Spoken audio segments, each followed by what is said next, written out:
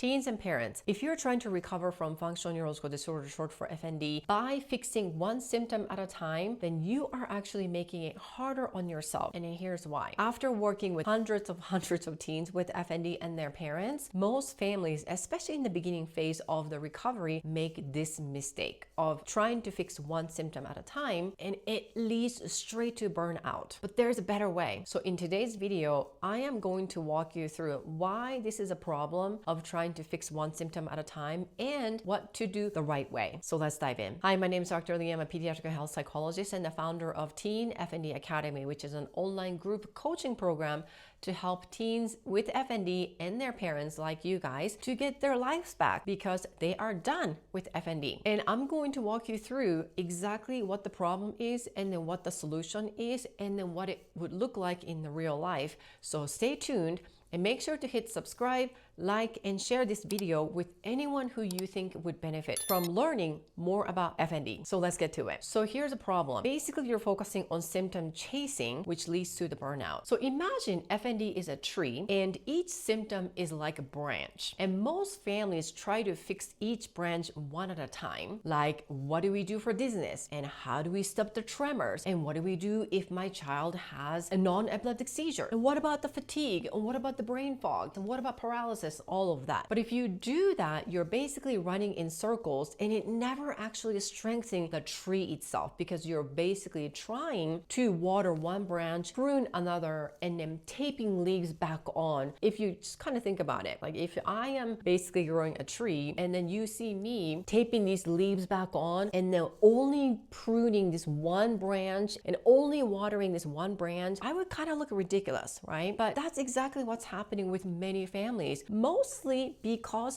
they don't know what to do, right? And it's not their fault, or it's not teens' fault either. However, no wonder these families feel exhausted and then frustrated because they keep running in circles. And then this is the result of parents trying to do this DIY strategy when it comes to FND recovery. However, here's a solution. So instead of focus on this like a one branch at a time, if you want a tree to grow strong in a way, then you don't focus on branches or this leaf or that leaf, right? Instead, what you do is you focus on the ground, which is the foundation that keeps the tree alive and continue to grow. So for FND recovery, that foundation starts with, well, so many different things, but one of them is the autonomic nervous system regulation. And it's almost like the autonomic nervous system regulation is the same thing as the roots growing deep into the ground with calm, safety, balance, that kind of thing, right? Hope. So instead of trying to fix every symptom separately, focus on what actually feeds the whole tree through the ground. So what would that look like in real life with FND recovery? Instead of saying, how do we fix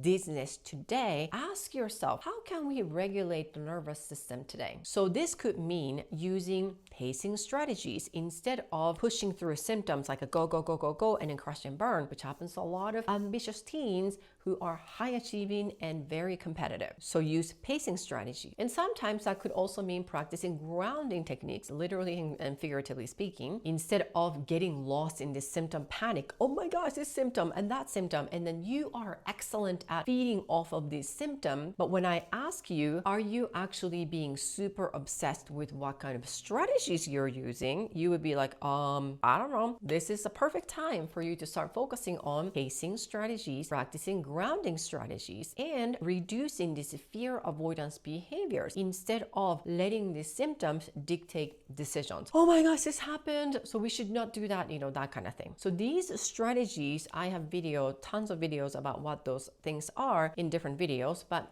all of these strategies and any of these strategies will help the entire tree recover, not just one branch. That's why I always like to start with ground up, building strong foundation, because we're talking about long-term solution, not just like cutting what's not working. If we're talking about growing a tree in the sense of growing a teen, but also recovering from FND once and for all, right? So if this makes sense to you, drop a tree emoji in the comments because I see and my team sees comments every single day. And if you want more guidance on exactly how to build this strong foundation like these strategies I'm talking about, and then some, as I mentioned, there are so many different ways to build a foundation, and autonomic nervous system regulation strategy is just one of them. It's not the only way. It's an important one, but not the only thing that you have to be focusing on. So once again, when it comes to FND recovery, focusing on each symptom, not gonna go anywhere. However, if you focus on the tree as a whole, then there is a good chance that you can be done with FND. So if you want to know more guidance in these kind of areas, instead of doing these DIY strategies, then you might want to check out my Teen FND Academy program.